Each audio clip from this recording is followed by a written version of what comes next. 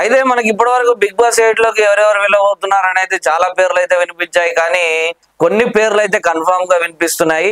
మరి ఈ పేర్లను కనుక చూసుకుంటే సీరియల్ నటులైనటువంటి కావ్య నిఖిల్ పేరు అయితే గట్టిగా వినపడుతుంది. ఈ కావ్య నిఖిల్ పేరు గురించి మనందరికి తెలిసిందే. గతంలో ఒక సీరియల్స్ కి సంబంధించినటువంటి జోడీ సినిమా జోడీ డాన్స్ కి సంబంధించినటువంటి సీజన్ లో ఇద్దరు పేరుగా కనిపించడం జరిగింది. అదే విధంగా సీరియల్ లో కూడా వీరి పేరుకి చాలా మంచి పేరుంది.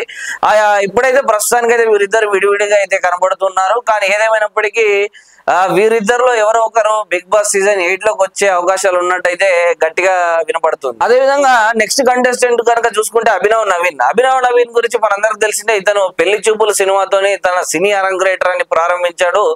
ఇతను పెళ్లి చూపులే కాకుండా మరికొన్ని సినిమాల్లో కూడా చేశాడు. అదే విధంగా ప్రియదర్శి అండ్ ఇతని జోడి ఇద్దరిది పెళ్లి చూపులు అయితే మంచి పేరు అని చెప్పుకోవచ్చు. వీరిద్దరు పండించినటువంటి హాస్యం అయితే నెక్స్ట్ లెవెల్లో ఉందని చెప్పుకోవచ్చు.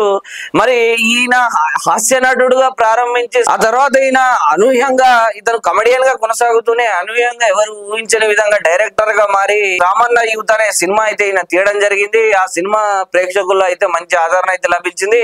సో ఇతను చూడడానికి కొంచెం ఇంట్రోవర్ట్ గా కనిపిస్తాడు, కానీ ఇంట్రోవర్ట్ గా కనిపించిన తన ఉన్నటువంటి ఏదైతే మల్టీ టాలెంట్ ఉందో అటు యాక్టర్ గా కానీ ఇటు అదే విధంగా డైరెక్టర్ గా కానీ ఏదైతే ఇతనికి అలా ఈ యొక్క టాలెంట్ ఉందో ఇది బిగ్ బాస్ 8 లో తనకి చాలా ప్లస్ అయ్యే విధంగా ఉంది. అదే విధంగా ఇక మరొక కంటెస్టెంట్ కనుక చూసుకుంటే ఆర్జే శేఖర్ భాష అయితే మరి వైల్డ్ కార్డ్ ఎంట్రీ ద్వారా వస్తాడా లేకపోతే నార్మల్ ఎంట్రీ ఇస్తాడా అన్నది చాలా సస్పెన్స్ గా మెయింటైన్ చేస్తున్నారు బిగ్ బాస్ యాజమాన్యం. ఈ పేరు అయితే చాలా గట్టిగా వినపడుతుంది. మనందరికి ఆర్జే శేఖర్ భాష గురించి తెలిసిందే.